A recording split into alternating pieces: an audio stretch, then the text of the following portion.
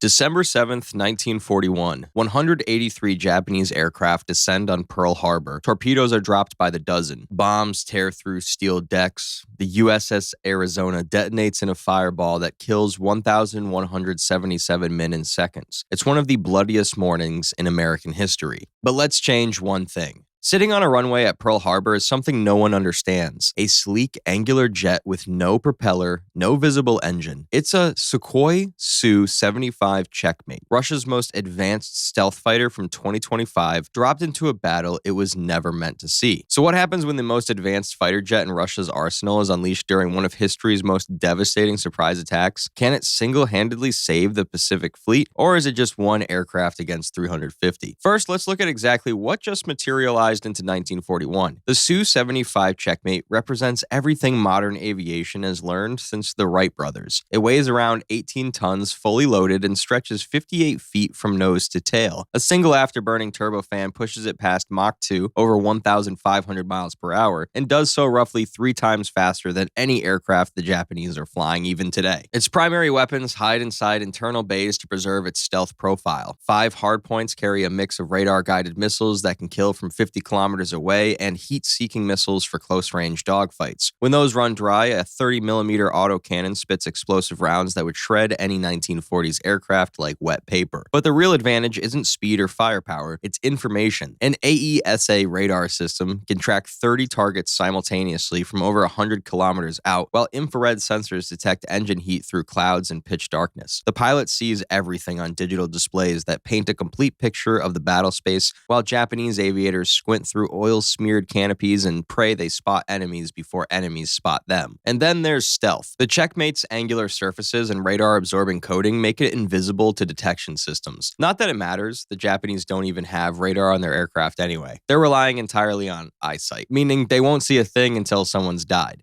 But it's not the only hunter in the sky. Vice Admiral Nagumo's strike force launches from 6 carriers positioned 275 miles north of Hawaii. The first wave brings 183 aircraft, 40 B-5N Kate torpedo bombers, 51 D-3A Val dive bombers carrying 550-pound general-purpose bombs, another 49 Kates loaded with armor-piercing bombs, as well as 43 A-6M Zeros, the most feared fighter in the Pacific, capable of outrunning anything 1941 America flies. Japanese pilots have trained for years in these machines. They're aggressive, disciplined, and absolutely convinced of their superiority. They've also never seen a jet and have no idea what's about to happen. At 7:49 a.m., the Su-75's radar spots the incoming formation still 80 kilometers out. On the pilot's helmet-mounted display, 183 marks are categorized into distinct aircraft types, automatically classified and prioritized. The computer highlights the torpedo bombers as primary threats. Those are the planes that will sink battleships if they reach the harbor. The Checkmate climbs to 25,000 feet in under a minute. At this altitude, the Japanese can't see or hear the jet. They have no idea death is already positioning itself within their formation. The pilot selects his beyond visual range missiles. Radar locks onto a Kate torpedo bomber 40 kilometers away. The weapon drops from the internal bay, ignites, and streaks towards its target at Mach 4. The Japanese pilot never sees what kills him. His aircraft simply explodes, torn apart by a proximity-fused warhead designed to defeat fighters far more advanced than his. His wingman watches in horror as a second explosion blooms to his left, then a third. Torpedo bombers begin falling from the sky with no enemy in sight. Panic immediately upsets the formation. Japanese flight leaders hopelessly scan the empty horizon for an attacker. Neither can see the other, but both know what just happened. The careful coordination that made this attack possible is about to fracture already. The Checkmate dives through the formation at 600 miles per hour, afterburner roaring. Now the Japanese finally see it, a silver dart trailing thunder moving faster than their instruments can track. Zeros break from their escort positions to pursue. Their 7.7mm machine guns and 20mm cannons open fire, but they're shooting at where the jet was, not where it is. The speed differential is simply too extreme.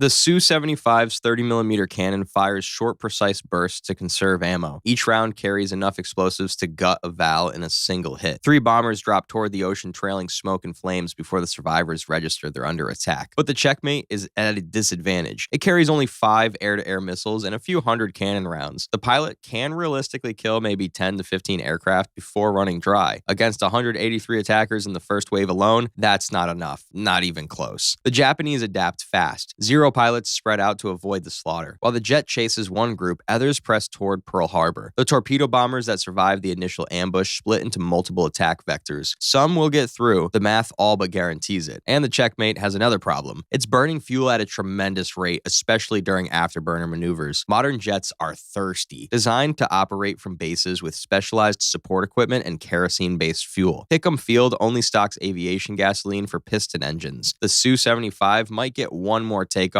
just maybe. There's also the friendly fire risk. American anti-aircraft gunners are finally waking up and they're shooting at everything in the sky. The checkmate's IFF transponder broadcasts on frequencies no 1941 receiver can decode. To the panicked sailors manning deck guns, this impossibly fast aircraft looks just as foreign as the Japanese bombers. The jet can't stop the attack entirely, but it can hinder its worst effects. The remaining missiles target the high-altitude bombers carrying armor-piercing weapons, the ones aiming for Arizona and the other battleships. If he can scatter that formation, the devastating magazine explosion that historically killed over 1,000 men might never happen. The last BVR missile targets a Kate carrying an 800-kilogram converted battleship shell, which detonates 2 kilometers short of its release point. The detonation throws off a neighboring bomber's aim, which releases off course and erupts in the harbor rather than on Arizona's deck. But other bombers are already diving. Torpedoes are already in the water. The Zeros have forced the checkmate to burn its fuel in evasive maneuvers. It's now left empty and running on fumes. The jet has 2 bad options: continue fighting until the tanks run dry and ditch in the ocean, or break off and land in the middle of a field still under attack. He chooses to land. His odds are not great, but it's better than ejecting over the sea. The Su-75 touches down at Hickam as the second wave approaches. The pilot climbs out with one last thing to offer: intel on what's coming. 168 more Japanese aircraft are less than 45 minutes away. By the time the attack ends, the Pacific Fleet is damaged but not destroyed. Perhaps 3 or 4 battleships still burn instead of 8. Arizona's magazine never detonates because the bombs meant for it fell on empty water. Hundreds of doomed sailors live on and fight back. The Japanese lose perhaps 50 planes instead of 29, and the surviving pilots return home afraid of what they watched and still cannot explain. So, can a modern Superjet save Pearl Harbor? Not really. The attack will still happen, hundreds will still die. One aircraft, no matter how advanced, is still overwhelmed. The fight was just a little more fair. Honestly, I don't say this enough, but thank you for being there. The fact that you clicked on this video and actually watched all the way through, that's crazy to me. This whole thing only works because you guys keep showing up. Whether you've been here since day one or this is your first video, I appreciate it more than you probably think. I'm just going to keep trying to make these better and better. And if you want to check out the next one to keep supporting the channel and see what would happen when Germany's super tank fights in World War II, check out the video on screen now. Thanks for watching.